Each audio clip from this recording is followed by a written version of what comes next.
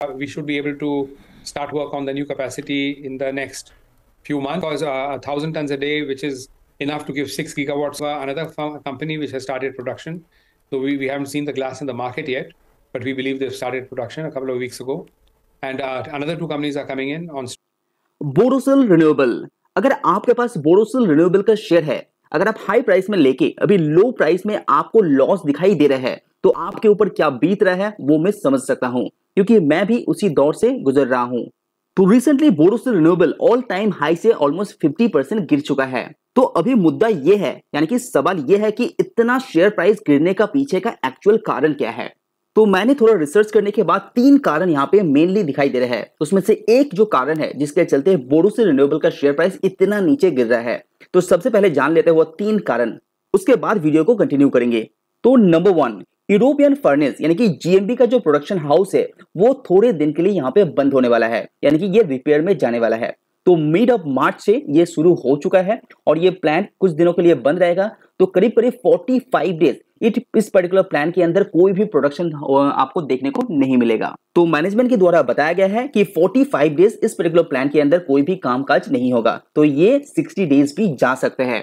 तो ये एक कारण है रिसेंट फॉल का। उसके बाद जो सेकंड कारण है वो है कंपटीशन विद चाइना, क्योंकि चाइना का जो प्रोडक्ट है वो बहुत ही लो प्राइस में मिल जाता है और कोई भी इंपोर्ट ड्यूटी नहीं देना पड़ता है। तो इसीलिए चाइना का जो प्रोडक्ट लो होने के कारण बोरोसिल रिन्यूएबल का जो प्रोडक्ट है उसको भी लो ही रखना पड़ता है। तो सेलिंग प्राइस प्रेशर होने के कारण कंपनी का जो मार्जिन है वो यहाँ पे रिड्यूस हो चुका है।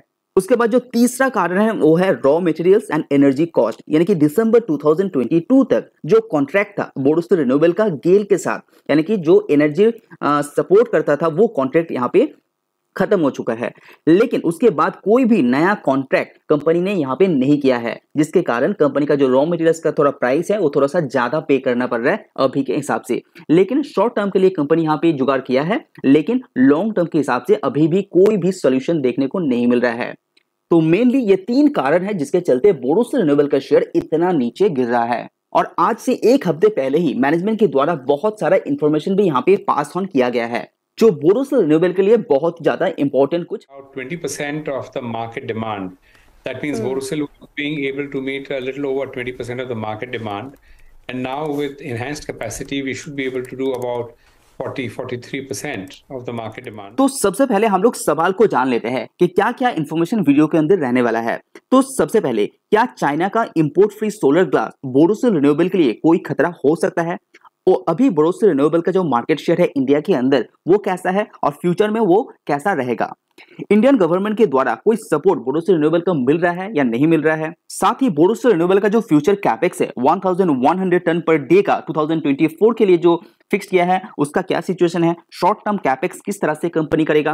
बोरोसिल रिन्यूएबल का कॉस्टिंग कैसा है? क्या फ्यूचर में ये बढ़ेगा या नहीं बढ़ेगा? नया जो प्रोडक्ट कंपनी ने लॉन्च किया है वो कब तक मार्केट में आएगा? ओवरऑल मार्जिन कंपनी का फ्यूचर में कैसा रहेगा? साथ ही और भी कुछ इंपॉर्टेंट इंफॉर्मेशन भी रहने वाला है वीडियो के अंदर। तो 2 पार्ट में वीडियो को हम लोग डिवाइडेड करेंगे। तो अगर बोरोसिल रिन्यूएबल के शेयर के बारे में और भी डिटेल्स में आपको जानना है तो इस वीडियो को भी आप चेकआउट कर सकते हैं।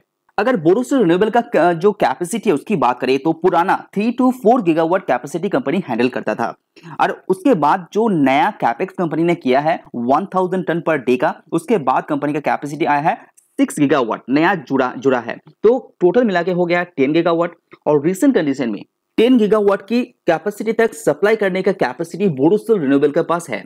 और 2024 तक जब कंपनी यहाँ पे फुल कैपेसिटी यहाँ पे अचीव कर लेगा, उसके बाद कंपनी का कैपेसिटी 16 गीगावाट तक हो जाएगा। तो अगर सबसे पहले मार्केट शेयर की बात करें तो इंडिया के अंदर तो रिसेंट कैपेक्स से पहले 20% मार्केट शेयर कंपनी के पास मौजूद था। अभी के हिसाब से देखेंगे तो 43 से लेके 45% मार्केट शेयर ये एंजॉय करते हैं डोमेस्टिक मार्केट के अंदर। फ्यूचर की बात करते हैं, यानी कि आगे आने वाले 1 साल के अंदर कंपनी का वादा है कि 60% तक मार्केट शेयर ये अचीव कर पाएगा इंडिया के अंदर। ऐसा कोशिश भी लगातार कंपनी अपना कैपेक्स को इंक्रीज करके कर रहा है। तो अगर आपके मन में सवाल है कि चाइना का import free solar glass Borosil renewable के लिए खतरा हो सकता है या नहीं, तो इसका जो आंसर है वो है यस बट नो। ऐसा कैसे? क्योंकि बोरोसिल रिन्यूएबल का जो प्रोडक्ट का प्राइस है वो ऑलरेडी गिर चुका है, इससे आगे भी ये प्राइस नीचे गिर सकता है, लेकिन जो सेल का वॉल्यूम है वो यहाँ पे नीचे नहीं गिरेगा। इससे क्या होगा? कंपनी का मार्जिन के अंदर थोड़ा सा दिक्कत आपको फेस करना पड़ सकता है। लेकिन मैनेजमेंट के द्वारा इंफॉर्मेशन दिया गया है कि कंपनी का जो मार्जिन है वो अभी स्टेबल है और आगे भी स्टेबल होते हुए भी आपको देखने को मिलेगा। लेकिन अगर आप कंपेयर करते हैं लास्ट ईयर से, तो यहाँ पे 5% सेलिंग प्राइस यहाँ पे डाउन भी हो चुका है ईयर ऑन ईयर बेसिस। अगर आप क्वार्टर टू क्वार्टर देखेंगे तो ये 4% का गिरावट देखने को मिल रहा है। तो यस, बोरोसिल रिन्यूएबल अभी प्रेशर में है, लेकिन मैनेजमेंट पॉजिटिव है अपने सेल वॉल्यूम का ग्रोथ को लेके। उसके बाद सवाल यह है कि इंडिया के अंदर जो इतना सारा पीएलआई स्कीम लॉन्च हुआ है, क्या बोरोसिल रिन्यूएबल को कोई भी पीएलआई स्कीम मदद दे रहा है या नहीं दे रहा है? लेकिन कोई भी ऐसा स्कीम नहीं है जो बोरोसिल रिन्यूएबल को यहाँ पे सपोर्ट दे रहा है। जितना भी पीएलआई स्कीम लॉन्च किया गया है रिन्यूएबल एनर्जी के अंदर, वो basically solar cell and solar module बनाने वाला कंपनीज के लिए है, लेकिन ग्लास मैन्युफैक्चरर कंपनी के लिए कोई भी पीएलआई स्कीम का मदद यहाँ पे नहीं मिला है। लेकिन इससे क्या होगा, एक इनडायरेक्ट फायदा भी सोलर ग्लास मैन्युफैक्चरर को मिलेगा, जैसे कि बोरोसिल रिन्यूएबल को मिलने वाला है। अगर सेल एंड मॉड्यूल यहाँ पे ग्रो करेगा तो ऑटोमेटिकली जो बोरोसिल रिन्यूएबल का प्रोडक्ट है यानी कि सोलर ग्लास यहाँ पे सेल होगा। उसके बाद थोड़ा कैपेक्स की बात कर लेते हैं। 2024 के लिए जो कैपेक्स का प्लान किया है Borosil renewable 1100 ton per day का 2024 में जो होने वाला है, उसका क्या सिचुएशन है? तो अगर शॉर्ट टर्म कैपेक्स की बात करें तो जर्मनी के अंदर 95% जो कैपेसिटी यूटिलाइजेशन हो रहा है उसमें 34 मिलियन यूरो का इन्वेस्टमेंट होने वाला है, जिसमें से 9 मिलियन यूरोस ऑलरेडी कर चुका है और बाकी बहुत जल्दी यहाँ पे कैपेक्स के अंदर इस्तेमाल किया जाएगा। साथ ही अगर आप लॉन्ग टर्म कैपेक्स की बात करें यानी कि 2024 के लिए जो कंपनी ने सोच के रखा है, जिसके लिए 6 महीने से भी ज्यादा का टाइम लग सकता है, क्योंकि कंपनी अभी वेट एंड वॉच की मोड में है। क्योंकि रिसेंटली जो कैपेक्स कंपनी ने किया है 1000 टन पर डे का, उसका रिजल्ट कैसे आएगा, उसका आउटलुक कैसे होगा, देखने के बाद नया कैपेक्स के बारे में यहाँ पे चिंता करेगा।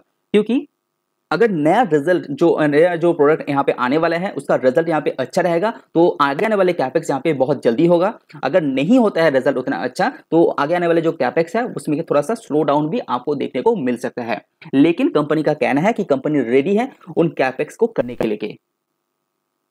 तो वीडियो का दूसरा पार्ट के अंदर हम लोग डिस्कस करेंगे कि कंपनी का जो नया प्रोडक्ट लॉन्च होने वाला है वो कब तक मार्केट के अंदर आ जाएगा, ओवरऑल मार्जिन कंपनी का क्वार्टर 1 एंड क्वार्टर 4 के अंदर किस तरह से रहेगा, चाइना का इंपोर्ट ड्यूटी क्या दोबारा यहाँ पे शुरू होने वाला है, उसको लेके भी एक इन्फॉर्मेशन है वो भी शेयर करेंगे। तो आज के इस वीडियो के अंदर इतना ही। सी यू ऑन नेक्स्ट वीडियो।